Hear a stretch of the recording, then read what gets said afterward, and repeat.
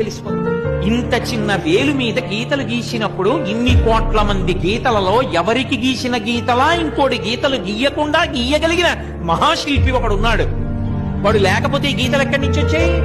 వాడు ఉన్నాడనడానికి నువ్వు ఎక్కడికో వెళ్ళక్కర్లేదు. నీ వేళ్లు చాలు, వేలి మీద గీతలు చాలు. నేను ఎన్నో కాగితాల మీద ఎన్నో వ్రాతలు రాశాను. అవన్నీ నీళ్లు పడితే చింపిపోయి తడిసిపోయి అక్షరాలన్నీ కూడా ఇక కనపడకుండా పోయాయి. కానీ పుట్టినప్పటి నుంచి చేయి కడుగుతూనే ఉన్నాను. ఏది ఒక్క గీత కడగబడిందా, పోయిందా? గీతలు గీసిన వాడు ఒకడు ఉన్నాడా? వేళ్ల మీద ఇన్ని కోట్ల మంది వేలిముద్రలు ఒకడికి ఉన్నట్టు రెండవ వాడికి లేకుండా సృష్టించిన వాడు ఒకడు ఉన్నాడా? వాడెక్కడున్నాడు అన్న తాపత్రయం లోపల కలిగితే చూడాలని పరిగెడితే వాడు గుళ్ళో కూర్చుని ఉన్నాడు.